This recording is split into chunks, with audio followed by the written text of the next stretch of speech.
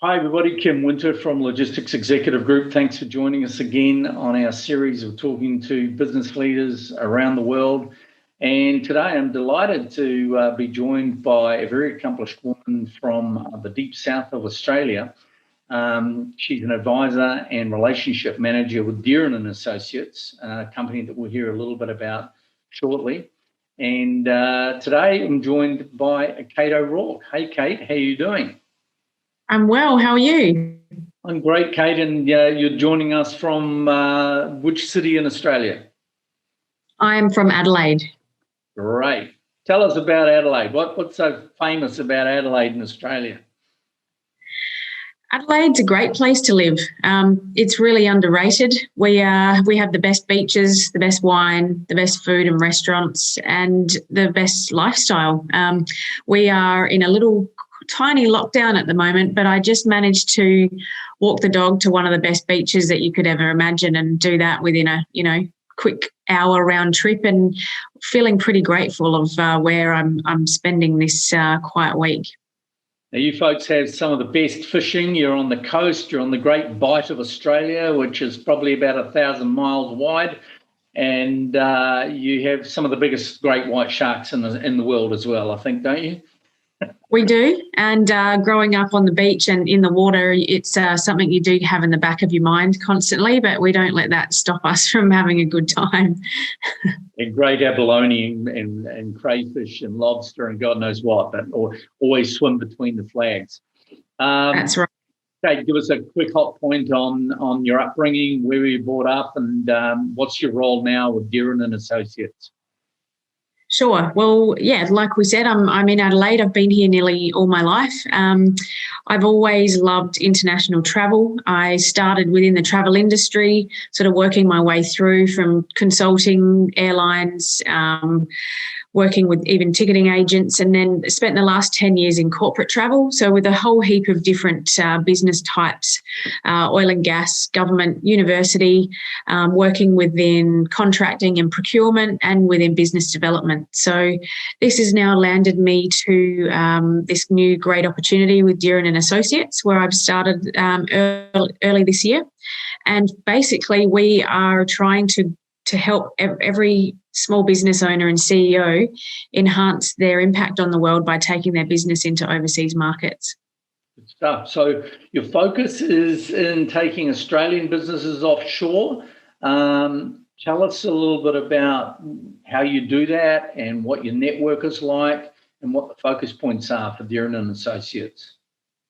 Yeah, so up until really recently, that has been our core focus, is taking Australian businesses into global markets.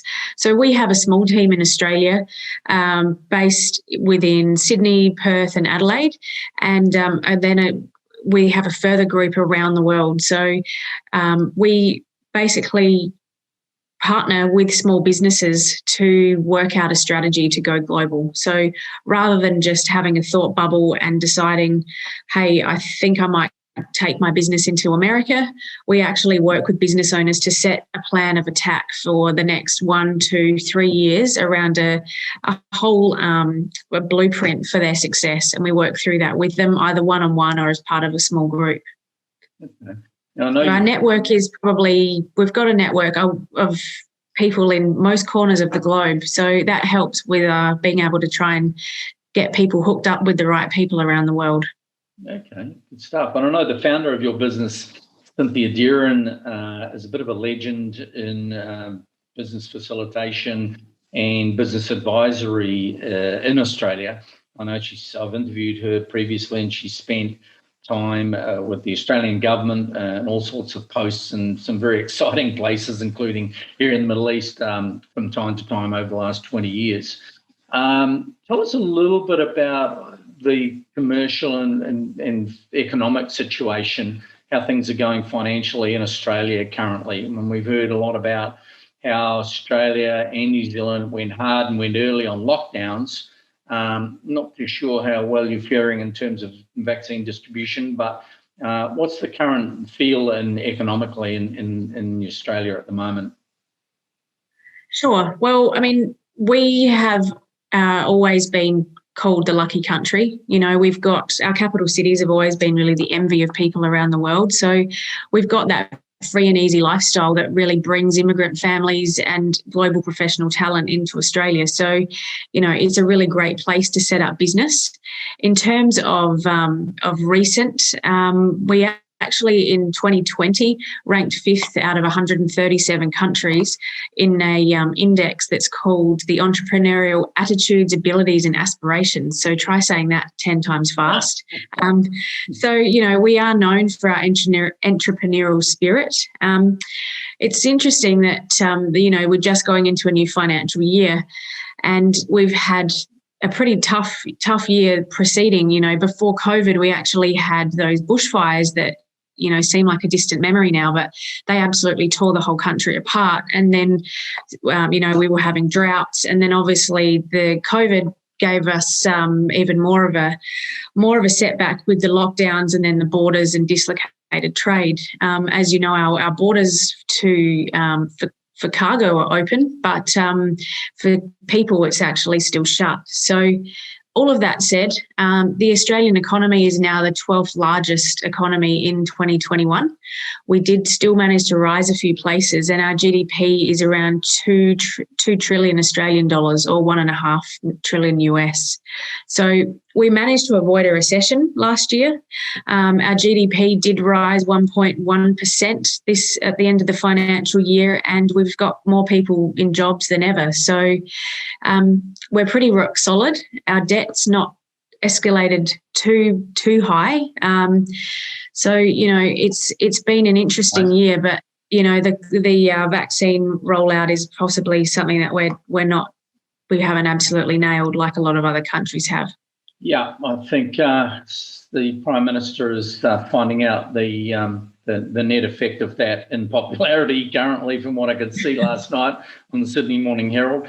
But good luck with that. I think most countries are realising now that vaccination rollouts are very, very important, and I think Australia and New Zealand have got a lot of catching up to do on that. Hey, tell us a little bit about what are the key, for folks offshore, what are the key growth industries in Australia? What's Australia most well known for, and what are the growth areas in industry currently?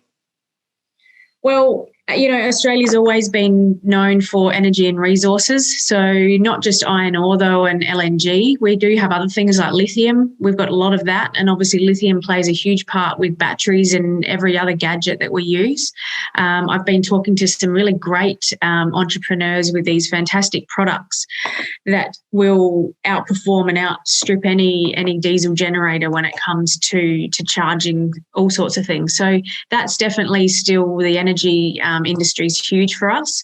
Education is massive. So 80% of the students here in Australia actually come from Asia.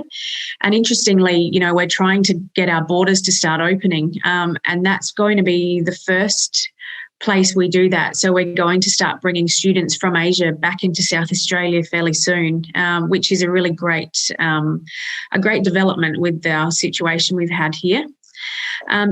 We're a really big producer of beef, wheat, wine, wool, barley, cotton, sugar. That agribusiness is a really massive part of our industry and our economy. So the value of that export rose to 50 billion last year. So the key thing we're trying to do here at DNA is assist clients to look at the right markets based on that industry that they're in, and don't just look maybe at China as that largest industry or largest country to export to. Let's really diversify where you're operating so you're reducing any exposure and risk when you're starting to look at export markets. Sure. And I guess the segue there is what we're seeing from our business unit, trade facilitation business unit in the Middle East here in the Dubai regional office, is the inquiries from Australia and New Zealand actually, as well as the wider APAC region, have gone through the roof during the pandemic in terms of not only because of struggles that Australia is having at the moment with the Chinese Australia trade relationship glitch, I think we could safely call it. But as companies and organisations, farmers are looking to diversify markets. for their products. So we've certainly seen a big increase in that as well. So it's not surprising to hear you say that there's diversification in views out of Australia at the moment. And of course, way back in the early days, in the 40s, 50s and 60s, Australia and New Zealand were trading primarily with the UK and Europe, but that's diversified extensively these days, yeah? Yeah, well, I mean, we've just finalised that free trade agreement with the UK, so that should really help things a lot more for us as well. But yeah, this last year has really made us stop and rethink where we need to look to try and sell things, just not just focus on that large market of China. Yeah, sure. So, Kate, look, just before we wrap up, I'd love to know what you folks, and I think primarily women in DNA, Dearin Associates, entrepreneurial in terms of your outlook on life, and you're very go-getters, no mission is too big. Give us a sense of your feeling for other folks who are entrepreneurs currently looking to get into business. What would be a tip that you could share with some of our followers? Yeah, sure. I mean, if you're looking and you're watching this and you're outside of Australia and you're thinking about coming here, then have a look online, have a look on our site. We put out some great content. Look at our government websites. Our government's actually tried to make it easier to come into Australia as an importer or to set up business. So, don't be afraid to ask questions. Make a good go of your network and just and give it a shot, because if you don't give these things a go, you're never really going to know. So we have always worked with businesses leaving Australia, but we are getting so many inquiries from companies now that wanting to come in, and we, it might just be a matter of, hey, we know this person that can do that, and it's just a matter of reaching out and asking those questions and not being afraid to do so.